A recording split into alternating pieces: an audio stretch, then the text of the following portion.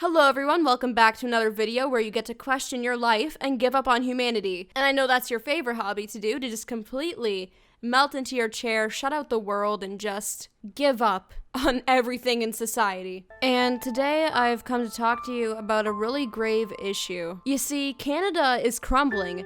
The society here is being destroyed. It is falling beneath all of our feet.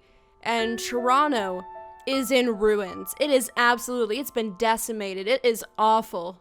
Every citizen in the nation right now is living in fear. We've locked our doors. We've made sure that no one steps outside in fear of something falling from high buildings. We've locked ourselves inside because of fear of the fecal flinger, the poop tosser, bucket dumper. These are all titles that this man has been given. The poop attacker. There is a man who has committed 3 attacks in the past 4 days because he dumped buckets of feces on passerbyers at the University of Toronto. He literally dumped buckets full of shit onto people. And I mean, it's in the news everywhere in Canadian news sources right now, especially in Toronto. People know about this thing. However, I really don't care about local news. Oopsie. So the only way I found out about this was because of the whole Kentucky Fried shooting. I hate how that just rolls, because shooting is 2 syllables, chicken is 2 syllables, so when you say Kentucky Fried shooting, it just works, it just fits, it just flows like water. So this woman here, she basically tried shooting into a Kentucky Fried Chicken from the drive-thru because she was enraged. She was engulfed with pure hatred because she didn't get napkins and utensils.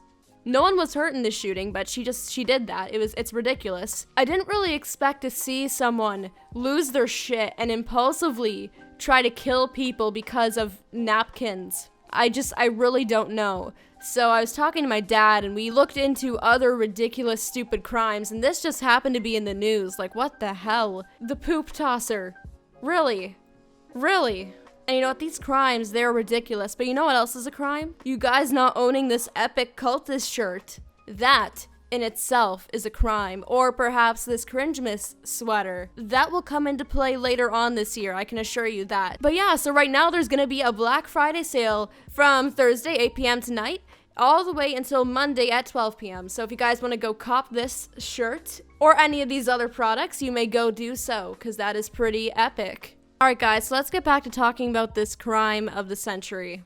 Let's read this article from the National Post. Samuel Opoku, I'm not sure how to pronounce that, my apologies. I mean, not that I'm apologizing to this person, considering they did this horrible crime, of Toronto, was arrested and charged with 5 counts of assault with a weapon and 5 counts of mischief interfere with property. So basically, this poop has now been classified as a weapon, and I don't mean to say I find that kind of funny, but hear me out. It's not funny to be a victim of this crime, to have this sort of thing happen to you, because I imagine you'd actually have to get rid of your clothing in that situation, because I don't think you can get the smell out of your clothing after that. I mean, you could try, but just if you're having liquid fecal matter dumped on you, I'm pretty sure a lot of that stuff is getting chucked out.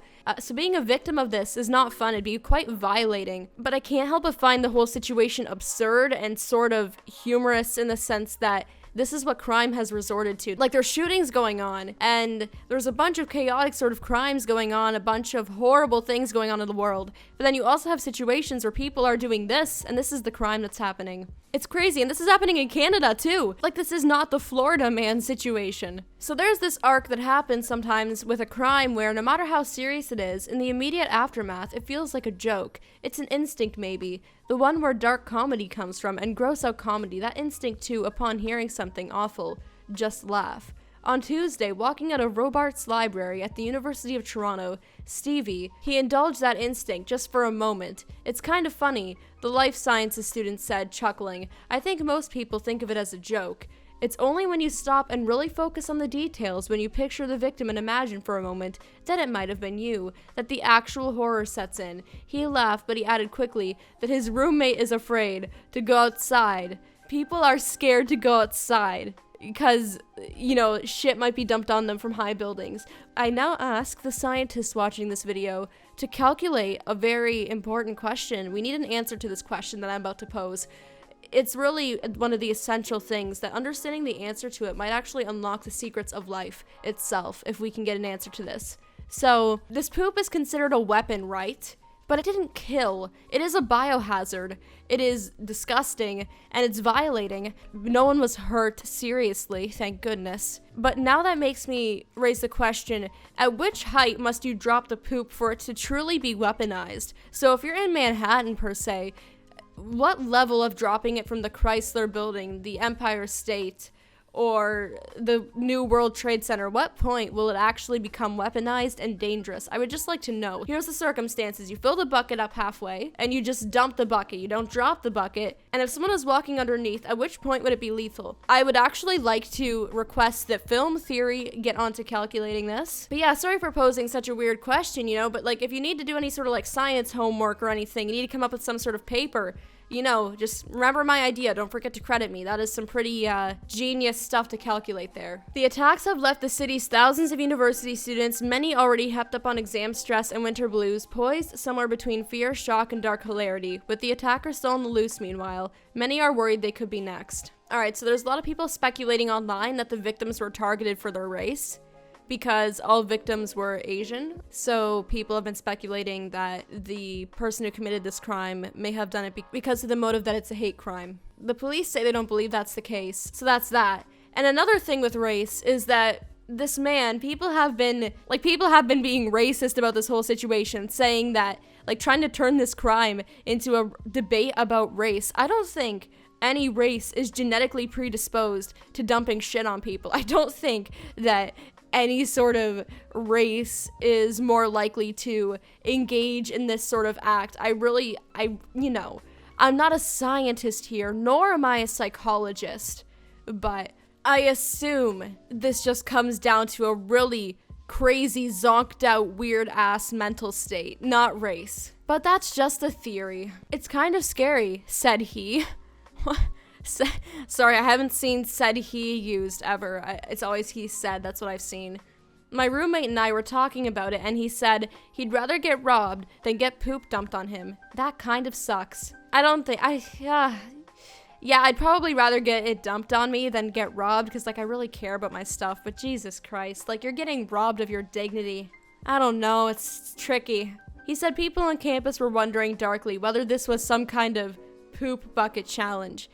And now with that last sentence, that has me thinking, there's someone out there, like I know that there's someone out there, like Kids Bop Karen, who probably thinks that teens have now started a poop bucket challenge. Damn, those kids, they're dumping shit on each other.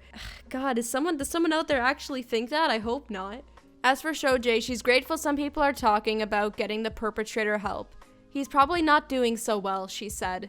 I don't know, he looks pretty pleased with himself. Not gonna lie, he looks really pleased with himself. Like, I don't know if getting this dude help is actually gonna change anything, because he looks so goddamn pleased with himself. Like, I don't think he's suffering. Clearly he's fucked up. Clearly there's something wrong if you're gonna be dumping this on people and actually getting a kick out of it, getting a thrill. But I don't think he's, like, struggling and crying, and that's why he just dumped the... I don't think that's the case. Anyway, thank you guys for watching. Remember, stay safe out there. Dear God, stay safe. I'd love to thank my patrons for supporting this channel. And yeah, I just hope you guys had a fun time watching this, and I hope you have a good rest of your day. Oh, every night is like a daze. But oh, I'm feeling crazy as I know I'm running late.